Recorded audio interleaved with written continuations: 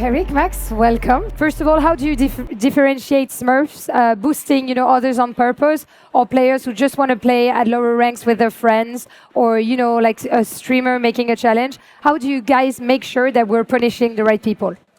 Yeah, so we know that Smurfing is a broad kind of category that encompasses a lot of different actions, things like boosting and account sharing, but we also know the importance of like social play. So we don't want to compromise that at all, but what we are looking at in 11.09 is to roll out multi-factor authentication, or MFA, to make sure that we're targeting people primarily who are sharing accounts, and then later for our Ascendant Plus players to improve match quality. Why shared accounts? So can you talk a little bit more about those shared accounts? What's the problem with them? Yeah, so shared accounts are some of the most egregious targets that we found. These are accounts that are moving between multiple players, primarily focused on rank manipulation and account boosting. Could you explain why are Ascendant 3 players like Smurfs a bigger issue when it comes to Smurfing compared to lower ranks? Why is that?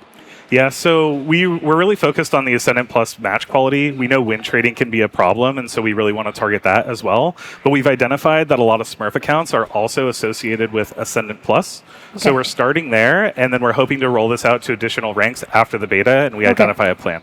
So you've also mentioned ranked manipulation. So how are you planning on doing this rank manipulation report? Because a lot of players who are frustrated to get obliterated in-game are probably going to report their opponents for rank manipulation. So how do you guys see that? Yeah, so we're going to collect a lot of data when we add this new reporting category, and we know that there is inconsistency at different ranks. We want to make sure that someone who's having a good game isn't getting reported or being actioned on. So we're going to collect a lot of data first, make sure that we have a really good algorithm and understanding, and then action on that over time. So yeah, now I want to speak to you guys about a topic that is very crucial to me as a crazy ranked player. So that's what we're going to be. What are the main issues that are reported to you in matchmaking in general? I think some of the main issues that we're trying to improve in matchmaking are things like match quality and trying to get people to engage in ranked to make sure that everyone's on the same page when they're trying to get in there. Everyone has the motivation to win. I think that's something that we've seen has been not exactly what we're looking for. And we want to get players kind of back into that same place where everybody's working towards trying to win together at the same time. When you hit that play button, that's what you're looking for, is you're looking to get 4 teammates to go and win, and that's not always the case. So we're trying to make improvements to help you get into those high-quality matches. Okay. So yeah, we spoke about problems. Let's now mention maybe solutions. So when it comes to ranked, what do you think could make the experience better for players? Yeah, I mean, I think that, again, like I said, trying to improve match quality and Smurfing, like Eric was talking about, are definitely our 2 major issues. The way we want to improve matchmaking is actually looking at our underlying MMR systems, the things that help, determine, hey, how good are you? How good am I? How do we make a team of players that are all, around the same skill level? And in 2026, we're rolling out a bunch of different updates that we obviously can't go super deep into because the system is very much behind the scenes and very technical, but it's aimed at making those matches a lot higher quality. Now let's speak about rewards. We're humans. When you want to get us motivated into doing something, a candy, a salary can do the job. And in game, we're talking ranked rewards. So guys, can you tell me about it? Yeah, I know ranked rewards are a hot topic for people. People, chasing the gun buddy, but maybe it's gotten, you've gotten your 6th, 7th, 8th gun buddy. Maybe you want something else. As I mentioned about motivation earlier, looking into next year, closer towards the end of next year, we're going to be looking at doing an update to the ranked rewards. We can't go into the specifics yet, but we're looking to give players something worth chasing and grinding for. Okay, is that going to be more than a gun buddy or different than a gun buddy? Yeah, it's definitely going to be something that is different and more than a gun buddy. Hopefully cooler. I think it's cooler, but hopefully players will agree. Fair enough. Good teasing, Max. Thank you. So I think that's already it, Eric and Max. I was just listening to you chilling, and I just realized I have no more questions for you guys. So thank you so much. Thank you for so much joining for having me. us. Enjoy the finals, and can't wait for what's next. Thank you so much, boys. Thank you. Merci beaucoup. Yeah, thank you. Merci. So next, I want to introduce Dan, Ryan, and Tiffy from the Live Balance team to talk about the philosophy behind the big updates that are coming soon after Champions. So guys, make some noise for Ryan, Tiffy, and Dan. Hello, hello, guys. Bonjour. It's a pleasure to have you in Paris, of course. We met yesterday, and we've been able to see your wonderful work since the beginning of Valorant. So from the bottom of my heart, I want to start this with a big thank you for making the game what it is. But we're going to talk about, maybe not mistakes, but maybe things that you've learned in the past, what we're going, how we see the future of Valorant. So looking back at it, what are some of the, let's say, biggest learnings that you had throughout the journey, whether they're negative or positive? Who feels comfortable to answer that? Yeah, I can start off with this one.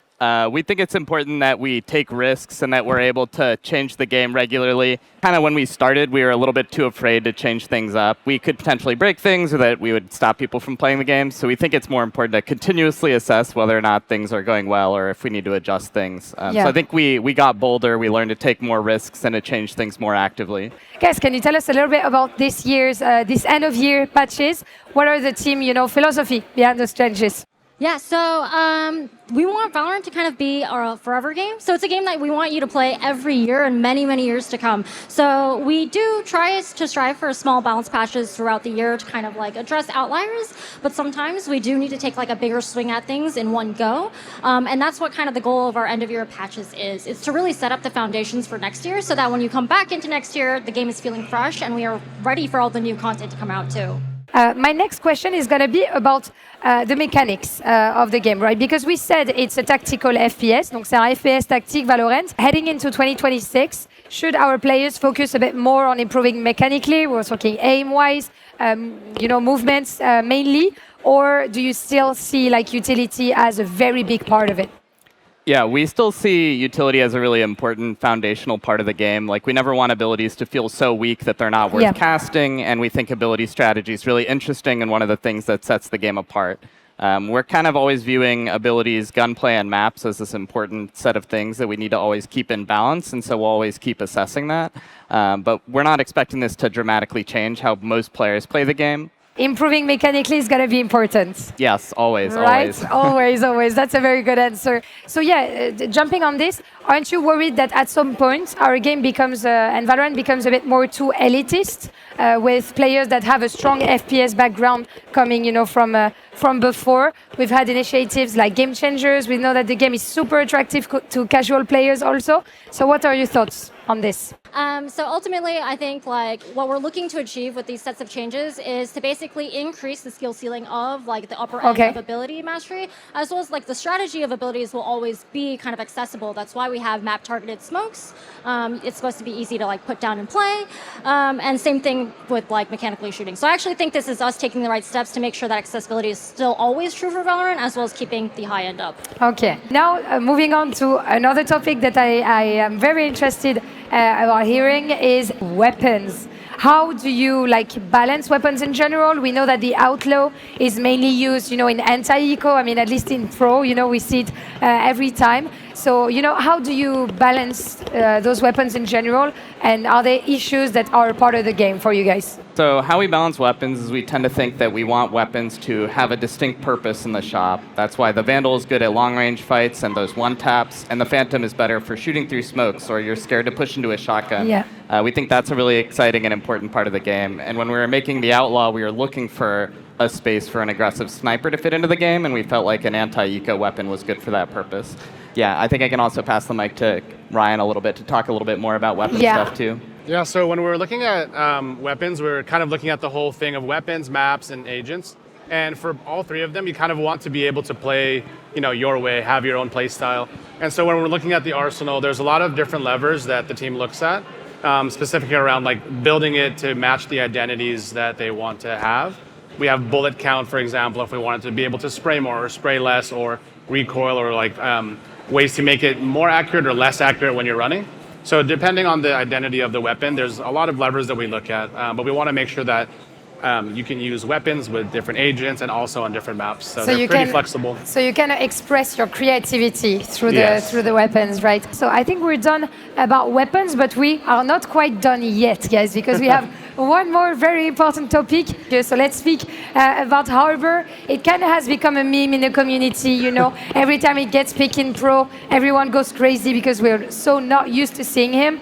So what are we getting with Harbor? Are we talking rework? Tell me about it, Tiffy.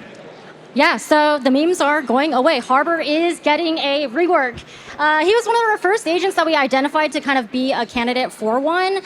You will have to wait until patch 11.10 for this Harbor rework to actually come out.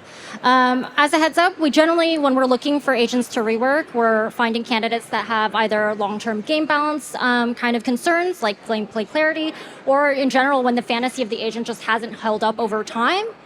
Those are the times where we kind of look to rework them. And Ryan can talk a little bit more about specifically what we're trying to do with Harbor. Ryan, you're going to tell me what we are ideally keeping from the agent that you love and what we might see change. Yeah, so a lot of Harbor's identity is still true, and we wanted to make sure that was there, where he is kind of this initiator, controller hybrid, the controller that you want to push with the team. So you see a lot of that in the past with his Cascade and his other abilities. So there's a lot of stuff that we're going to be kind of shuffling around and making it so you think about those abilities in a different way.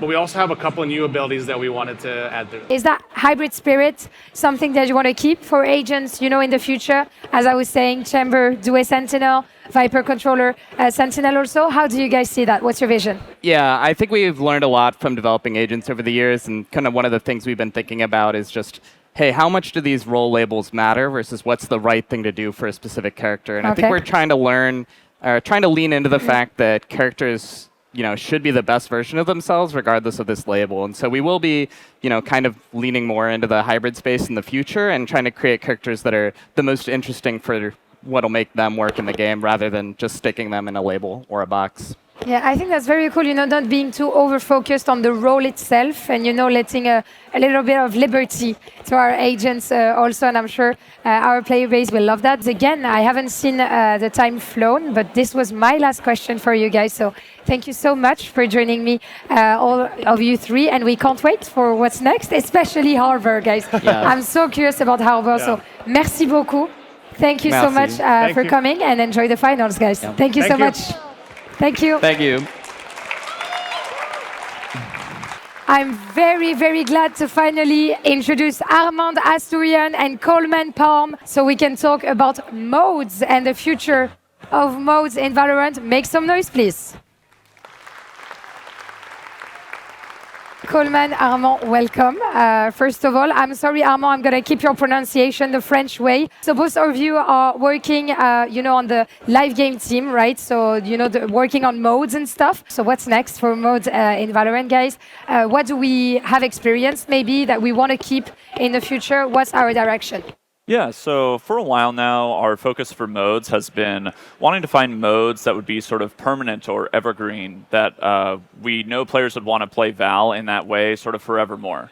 But at this point in time, now that we have things like Swift Play, we have things like TDM, and Valorant's out on console, we feel pretty good about opening up the door and sort of reinvesting in some of the more experimental modes that we tried closer to launch. So yeah, you were saying temporary modes, so that, triggers my ear. Are these kind of things something that we're, talking about that we have in mind, or is it different? Yeah, so like Coleman said, limited time modes are largely what we're going to be building over the course of the next year or so. So we will be seeing more things like Snowball, but not really directly tied to like a holiday or an event in the same way. But there's some really cool stuff in the pipeline that we're excited to ship over the next year. So this is going to be a bit more of a noob question, but how long does it take, implementing a new mode to Valorant? Like, how long are you guys working on that usually? It really depends on the mode. I know that's like a little bit of a cop-out answer, but some of our modes tend to be a little bit more straightforward. So something like Swift Play, for example, was something that we actually used internally for playtesting. And once we started getting pretty excited, it wasn't too much time to actually get it ready and get it out to players. But other modes, things like Team Deathmatch or some of the more experimental modes that require us to change some of the bones of the game, can take a lot more time. So it's something that we're wanting to invest in and sort of like learn together. But yeah, depending on the mode and the scope, it can be a wide range of time. It can be a wide range of different times, of course. So we have big news. We're talking about Skirmish, guys. Skirmish is coming to Valorant, and I think we're going to be able to discover some of the gameplay right behind us while you explain to me what's the idea behind Skirmish. So Skirmish is a customs-only game mode where players go head-to-head in a small arena. It supports anywhere from 1v1 all the way up to 5v5, and players can play with or without abilities. And actually, skirmish is available in custom starting right now. Oh, already now? I didn't know that way.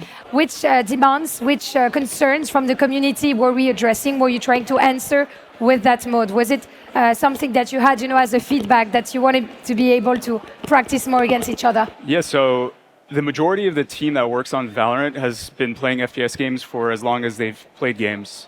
And so they've seen a number of different versions of 1v1s or 2v2s or like small maps with quick fights across a number of different games. And so it's something that we've known that we've wanted to do for a really long time. And so at Riot, we have this ritual once a year where we have an internal hackathon called Thunderdome. And there was a team that put together a prototype for an early version of what skirmish is today. And it was really promising, and we were like, you know what, maybe we take this one to the finish line. And so this is a product of that. I mean, yeah, it looks promising, and I can't wait to play. So thank you, guys, for bringing this mode to life. Thank you for answering my questions. Can't wait to play it, and thank you for being there. Thank you so much. Merci beaucoup.